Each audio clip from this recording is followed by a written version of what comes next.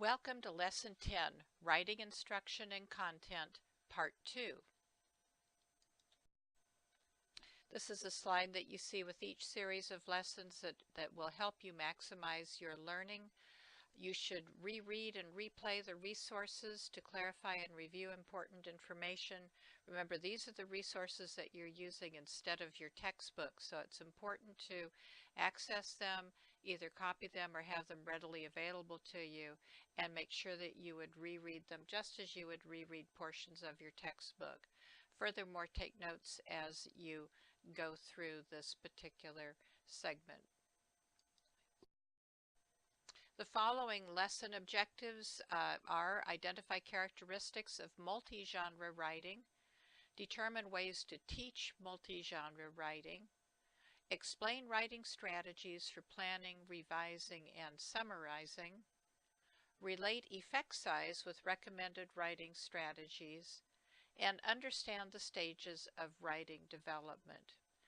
Now, two experts of writing instruction are Stephen Graham and Dolores Perrin.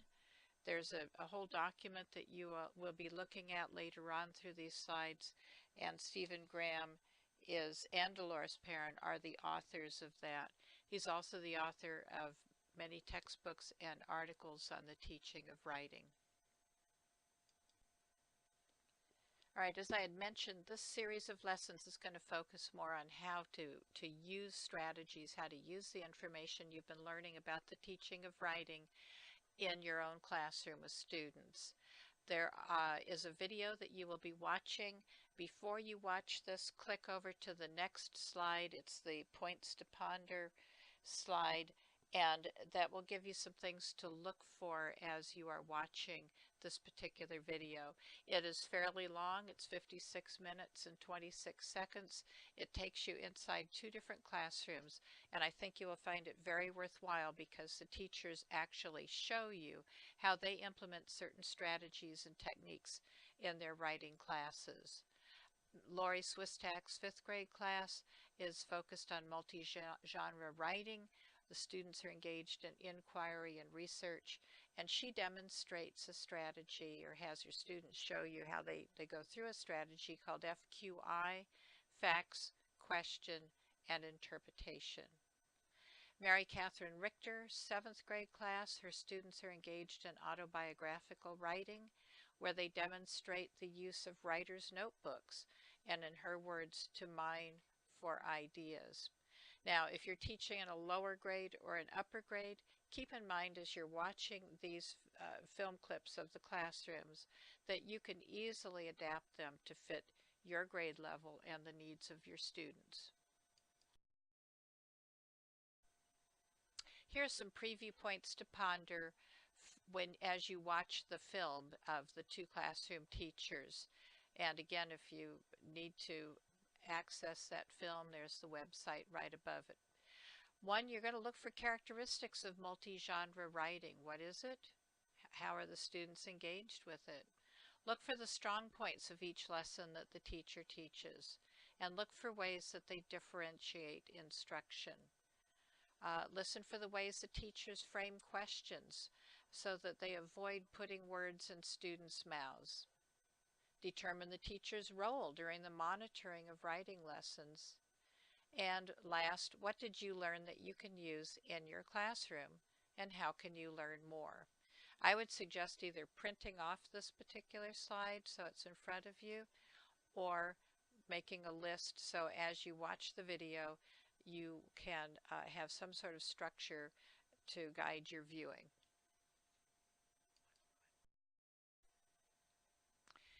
The next part of this lesson has to do with the report to the Carnegie Corporation, and it's called Writing Next, and it is by Stephen Graham and Dorothy Perrin. And you can access this with the website that's shown right below the title of this slide. Now, this is a very lengthy report. I believe it's over 100 pages. It's an excellent report because it tells you, it shows you actually how to implement the strategies. Whether you copy the entire report or parts of the report, I would definitely keep this bookmarked so that you have easy access to it.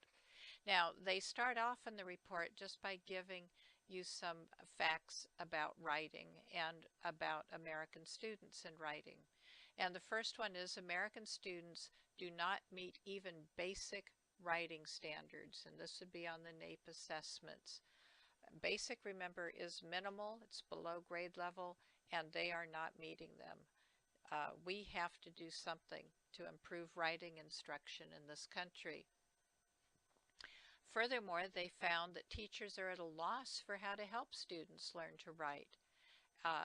This is just my theory, not research-based, but perhaps they view writing as in its entirety rather than breaking it down into the sub-skills and the different parts as we have been looking at, and all the traits, such as the 6 traits of writing. And if you try to get them to write a good piece without breaking it down and teaching them all of those little pieces of writing, it may be that the students are not learning the appropriate strategies. That's my opinion. The ability to read and write is a survival skill, and that's absolutely true, and especially true in this informational age. If students can't read well and write well, they can't communicate, they can't read communications. It is essential in this day and age. I think more and more people are communicating through reading and writing than they are in face-to-face encounters. Perrin and Graham, or Graham and Perrin, identified 11 specific teaching strategies that have been proven to work, and they have rated them by their effect size. And the effect size basically talks about the strength of the research, the strengths of the effects of the strategy on student learning. And they've categorized them from small to large. A small effect size is 0.20 and above, but within that range. An effect size of 0.50 is a medium or moderate, and an effect size of 0.80 and above is large or strong. Even with a small effect size, what that means is that the research has shown that very promising results. More studies are needed, but the ones that have been done have been shown to work. So I would not back away from a strategy with an effect size, a low effect size, because that does show promise, and it may be a strategy that your students could use. This slide is a continuation on information from the report to the Carnegie Corporation by Steve Graham and Dorothy Perrin. It includes basic information on instructional recommendations. The first one is elements of good writing instruction are discussed individually. Next, after they have learned them individually, many elements that are related can be blended into a single lesson. So you start with individually teaching certain elements, and then as they are learned, they can be blended into one lesson. A mixture of elements is likely to generate the biggest return, such as using the process approach to writing and collaborative writing. And then in the italics, this is something just for you to think about as you're thinking about this slide. After studying all 11 recommendations, determine which ones you think can be blended together. When introducing the elements, isolate them, provide explicit instruction and guided practice. Once those are mastered or learned at a level that you think students are ready to move to the next one, then you can blend them with others into a single lesson. All right, here we are at recommendation number 1 from the Carnegie Report. Teach writing strategies for planning, revising, or editing text. Overall effect size for all students is extraordinarily high. Well, it's very close to being high. Remember, it's 8.0. This is sitting close to it at 0.70, so it's moderate to high. But look at the effect size for low achievers, 1.02. It's over 1. It's very high. So the bullet points really emphasize what the effect sizes are, meaning that this is something that when you teach it to your students, you can be sure that it's going to be beneficial to them. Teaching strategies is very effective for students in grades 4 through 12 who struggle with writing. You look at that low achievers effect size, you see that that's absolutely true. Also powerful for all students? Yes, it is at 0.70. Strategies must be taught explicitly through direct instruction and systematically. That's the initial teaching of the strategies until the students become very adept at using them. Then you move to the goal of this explicit instruction. The goal of it is to teach students to use the strategies independently on their own. Continuing with strategy number 1, teaching strategies for planning, revising, or editing text. One of the things that you will do in your strategy is to develop background knowledge, both content knowledge and experiences that students have had. You're going to ask students to describe the strategy, the purpose, and its benefits. And so before they start even applying it, they have to know what it is and why they're using it. Model the strategy. As a teacher, when you're teaching strategies explicitly to your students, you want to show and think aloud how to use that strategy. Have students memorize the steps of the strategy. Is that writing? No, but it's a precursor to writing because once they know the strategy, it will help them in their writing. So you most likely will be teaching strategies during your writing time, hoping that and knowing based on these effect sizes that once students really know a strategy, know its purpose and how to apply it, that will help their writing. As a teacher in direct instruction through guided practice, you're going to support the writing as that your students are doing, support the application of the strategy to their writing, and then eventually with that ultimate goal of independent use, you will make sure that the students have opportunities to use the strategy, and you will withdraw your support as needed to the point where they become independent. Instructional recommendation that accompanies the first one on strategy instruction, so I've labeled this 1A, is called Self-Regulated Strategy Development, SRSD. I remember those letters as that acronym because I used to live in Santa Rosa, California. My family lives in San Diego, California. When I mentioned that to one of my classes of students, they all said that helped them remember it. So Santa Rosa, San Diego, or you can attach any meaning you want to, but self-regulated strategy development. Look at that effect size, well over 1. It's an extraordinarily high effect size, meaning that it has shown tremendous benefit to students. This is a strategy that you can go online and get far more detailed descriptions as to how to implement it than what's in the report, though they have a pretty good description and certainly more detailed than what I'm able to put on the PowerPoint slides. But SRSD, Santa Rosa, San Diego, is effective for goal setting, self-monitoring, and self-instruction. If you recall way back in some of the previous lessons, we've talked a lot about goal setting being an important strategy that's been recognized by other researchers, trying to get them to self-monitor, and of course we're trying to get them to become independent writers. Use of mnemonics to remember steps of strategies. They use plan and write. Plan is pay attention to the prompt, list the main ideas, add supporting ideas, and number your ideas. And so I'm going to go over these really quickly with you. You're going to have to spend some time reading about it in the report, perhaps finding, and there's plenty up there, plenty of reading about it online, and then this should all come into focus for you a little bit easier. But using a strategy called PLAN helps the students because you're teaching them how to read and respond to the prompt. Now, the other one is write, where you work from your plan to develop a thesis statement. Remember your goals, include transition words for each paragraph, try to use varied sentences, and exciting and interesting $10,000 words.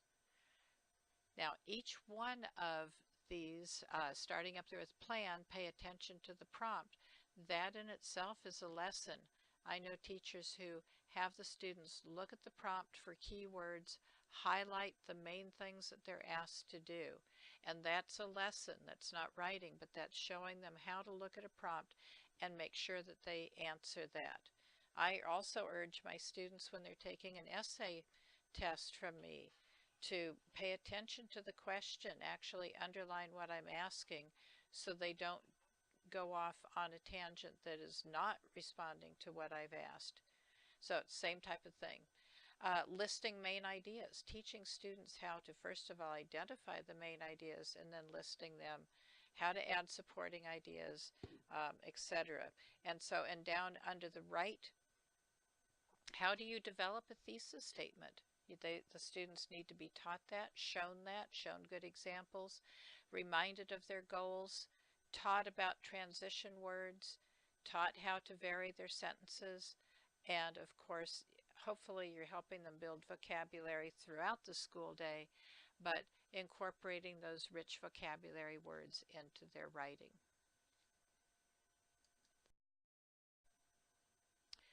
Instructional recommendation number 2 is on teaching students how to summarize. The overall effect size is high. It's above that 0.80 threshold at 8.82. Summarizing is taking information that they know, synthesizing it down to the important facts, and then putting information into their own words. Another way of looking at it, it's to give a shortened account of something. In order to summarize material, students must have a deep understanding of what they have read and what they know. You can't summarize something clearly in your own words without really knowing what you're talking about. Students also need to be able to analyze information to determine the important and unimportant pieces of information. And that has to do with the identification of main ideas. So if you think back to the plan and the write strategies, those incorporate many of these skills for summarizing as well. And you can see how the skills start overlapping and helping your students in many different ways. Reconstruction of key information into a condensed form, that would be another good definition of summarizing. And then another thing that's very important is for them to focus on the facts and not opinion. You want a factual account of what of the topic, the aspects of the topic. You don't at this point want to know what they think about it. Continuing with summarizing, strategies to teach summarizing are highly effective, and we already know that from that high effect size. A lesson to teach summarizing relates to the times students summarize information in their daily lives already. And these recommendations come right out of the report. And so again, read the report to get a broader sense of what is meant by these little bullets. But the students do need to think about when they are called on to summarize information, because this helps to establish purpose. Read a summary you have written and explain how you decided on the facts that you included. Students love to hear writing that you have done, and they love to hear about your trials and your tribulations and the struggles that you've gone through and the thought processes that you have. You could even write a summary that includes a few non-essential facts and see if the students can, quote and unquote, help you write a better summary. And then have students practice verbalizing summaries. Have them be able to explain what they know as well in orally as well as in writing. The information on this slide on summarizing comes from a different source than the Writing Next Carnegie report that we have been talking about. But I thought that this really added something that you could use, so I put it in here under summarizing. According to, and this is only a 3-page little article that you can access for yourself, But these are some practical suggestions for you to use when having students summarizing information. In summarizing nonfiction texts, introduce these steps. Copy a grade level nonfiction passage and give students highlighters and pencils. Direct them to read the text, cross out unnecessary or redundant material, highlight main ideas and important supporting details, and substitute general terms for lists of items, such as trees instead of oak, maple, and pine trees. Here are some more recommendations for helping to teach students summarizing. These are some questions that will help guide their thinking. What happened? Who was involved? What was the outcome? Is essential information included? Did you eliminate interesting but unimportant facts? And would someone who read your summary understand the main points of the text? And so these are some questions that you can have your students ask themselves, or you can ask your students, or you could have peers. This could be a really good way to provide an editing checklist where your peers have some guidance as to how to work with other peers on their writing. In the last slide, we ended with talking about students collaborating together and having some sort of structure by the use of a list, and the last slide provided several things that you might want to put on a list so that the students have something that they can follow as they're trying to help other students. That's a nice segue into recommendation number 3. We are now back into the Carnegie report, and you can find a much more detailed explanation of collaborative writing starting on page 16. Notice the effect size is still very high. It's very close to that 0.80. It's a high moderate or moderate high. And they help all students, low achieving students, as well as all the other students in your class. When you enable students to work together to plan, draft, revise, and edit their composition.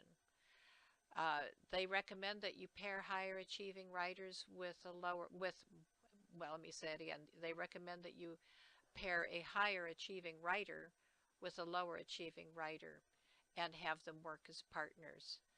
Teacher's role is to monitor, prompt, praise, and address concern in this instance.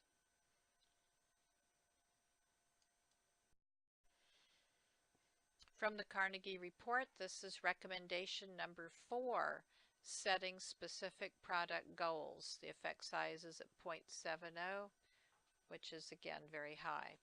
Students set goals for writing improvement such as, and here are some ways to guide them into setting their goals, adding more ideas during revision, specific product goals, adding more ideas, establishing a goal for writing a specific kind of paper, assign goals for a specific structural element rather than general goals such as narrative character development, a persuasive statement of belief, and informative writing through writing headings.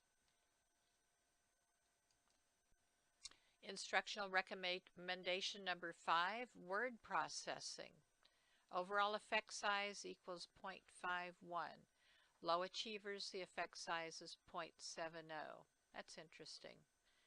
Word processing is helpful for low achieving writers. Well, we can see that from the effect sizes. Word processing frees students from handwriting concerns, spelling, and adding to or deleting information. We all know that that is very important to our own writing, and students find this useful as well. Sentence combining. Overall effect size is 0.50, so it's moderate. Low achievers effect size is slightly below moderate at 0.46. The goal of sentence combining is to construct complex and sophisticated sentences. And one of the best ways to do that is to present 2 basic sentences and then have your students combine them. The dog ate a bone. The dog was hungry. think about how you would combine that into one sentence. This does require knowledge of word orders, knowledge of syntax, and again, the recommendation is to pair high and low students for sentence combining. You have to teach them to use the connecting words and, but, and because.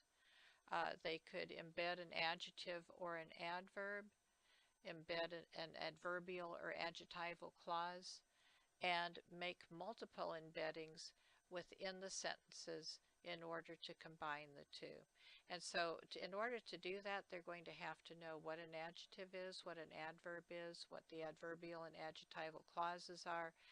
And so that's when you will be teaching your grammar. You'll be teaching it for a specific need.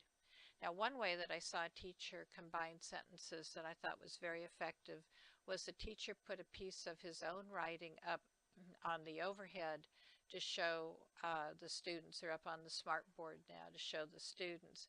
And in it, he had some short, choppy sentences and asked the students to help him make those into better sentences. And of course, they loved helping to fix their teacher's writing. Instructional recommendation number 8 is inquiry activities. Overall effect size is down at 0.32. That's getting lower, but it shows that it has promise, and there are a number of studies that have shown that it's very effective for students. Inquiry requires students to analyze immediate concrete data and develop new ideas. It requires them to think at a high level. Inquiry-based writing, it requires clearly specified goals where they describe the actions of the people, and then they use specific strategies to conduct an analysis of these actions, such as through an interview. The last research on this was in 1986, so this is not a very heavily researched recommendation, and yet it does show promise. So there's room for those of you interested in doing research to perhaps do something on inquiry. This is a fairly sketchy account from the report itself, and you will get a much better feel for what it is. But basically, you take a basic action and then you analyze that action. You want to inquire why the person acted in a certain way. And so this is an interesting one and worth learning more about. Instructional recommendation number 9, the process approach to teaching writing, or the writing process. Notice the difference in effect sizes between teachers who are trained to teach using the writing process and teachers who are not trained. Trained teachers have an effect size close to moderate at 0.46. Untrained teachers have an effect size down at the lower end of the effect size at 0.27. Both trained and untrained teachers have good results with their students, but the teachers who are trained have the superior results for getting their students to write in the classroom. So that's very interesting. That really points out the fact that teachers do need content knowledge in order to teach well. Stages of the writing process are pre-writing, drafting, revising, editing, and publishing. Elements of the writing process. These stages occur in cycles, but all 5 stages do not have to be used for all writing. You can just make up your own cycle. You can do pre-writing and drafting. You can do pre-writing, drafting, and publishing. You can focus on whichever stage of the writing process you think is necessary. Now, some of the students' writing should be taken through all of those processes so that they end up with a published piece of work. And you and the students can decide who does that. Whether you stop with pre-writing and drafting or whether you take it through the writing process, purpose and audience must be known to the students. Also, an interesting little piece of information, one of those 5 stages of the writing process is the most neglected, and that is pre-writing. Teachers have been shown through research to jump right into writing without giving their students ample pre-writing experiences to gather information, to think about what they want to say before they start putting their thoughts down on paper. Drafting, you've all heard of the term sloppy copy. That's just another way to say drafting. The elements of the writing process are easily combined with other strategies, so you can teach strategies through the writing process. And in italics, I have just a little thought for you. Think about how the other 10 strategies from the RAND report can be combined with the writing process. Instructional recommendation number 10, the study of models. And that has a fairly low effect size of 0.25, but it again still means that it could be used in the classroom. Research supports its use, and more research is needed is why that effect size is so low. Now, the study of models, by that we mean the study of genres, written genres of all different types. If you're trying to get your students to use more descriptive words, then you find models of writing that makes good use of descriptive words. If you're teaching topic sentences, find models that have strong topic sentences, and so forth. Basically, students analyze models of good writing, and they try to use the traits that they identified in those models in their own writing. For one of my classes, I have students actually analyzing good writing and then making a list of the traits that they identified from that writing. And then the next obvious step would be to use those traits in your own composition. Instructional recommendation number 11, writing for content learning. Now, even though this has a fairly low effect size, it is something that's worthy of using in the classroom. It is a research-based strategy, and it's an outstanding way to integrate writing with content area learning. So even with the smallest effect size, Writing to Learn does promote content area learning. Writing to Learn was equally effective for the content areas of social studies, math, and science. And as you are working on your thematic unit, think about how you could incorporate writing to promote academic learning. Now, my question to you is, why do you think the effect size for writing for content learning is relatively small?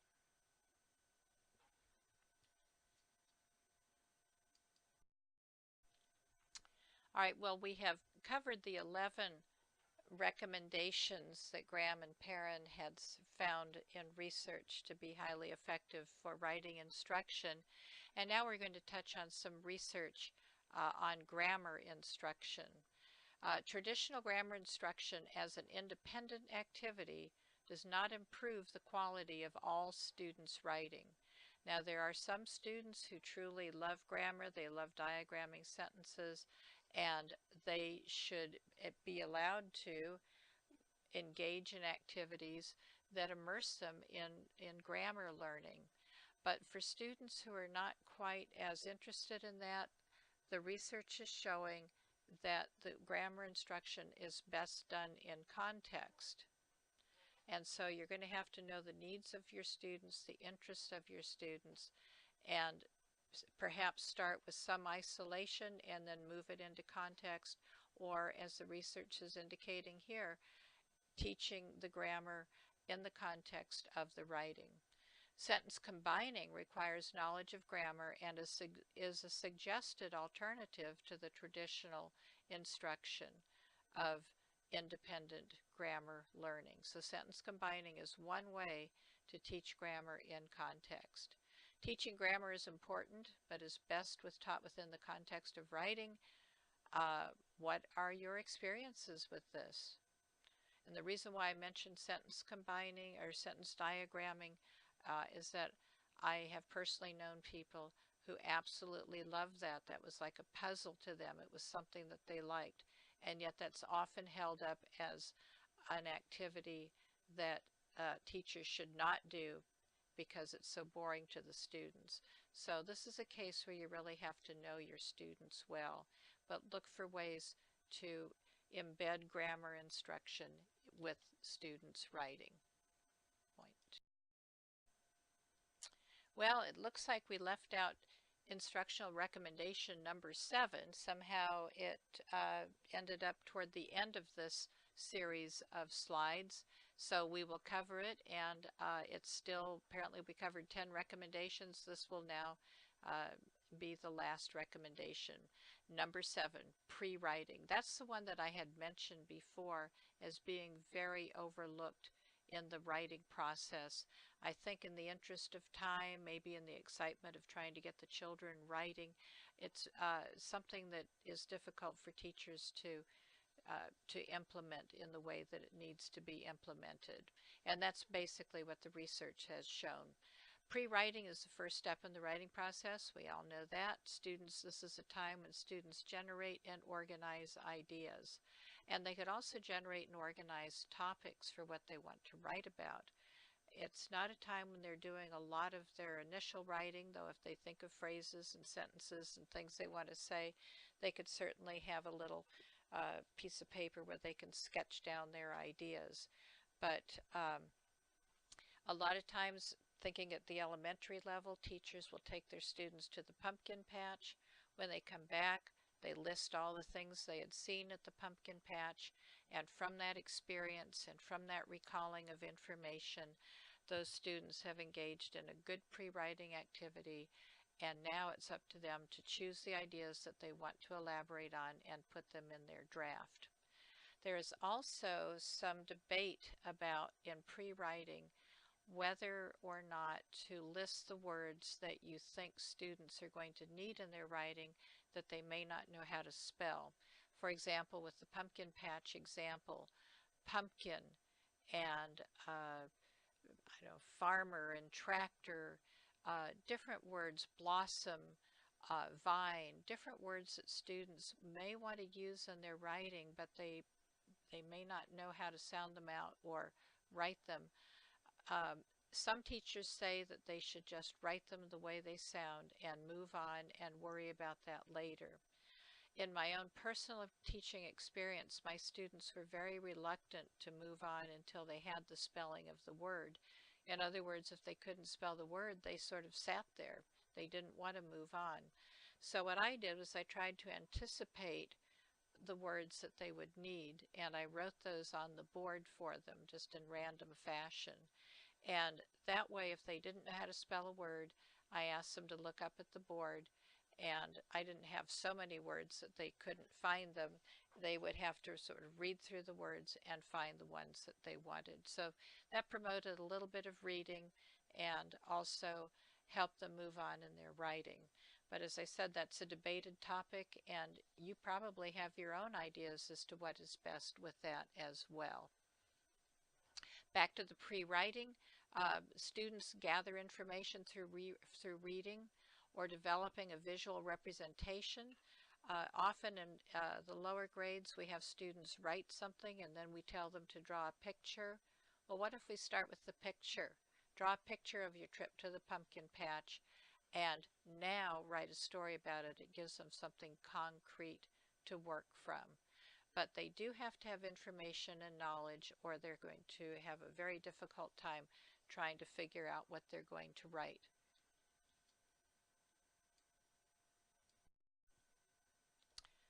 This next slide is on writing genres.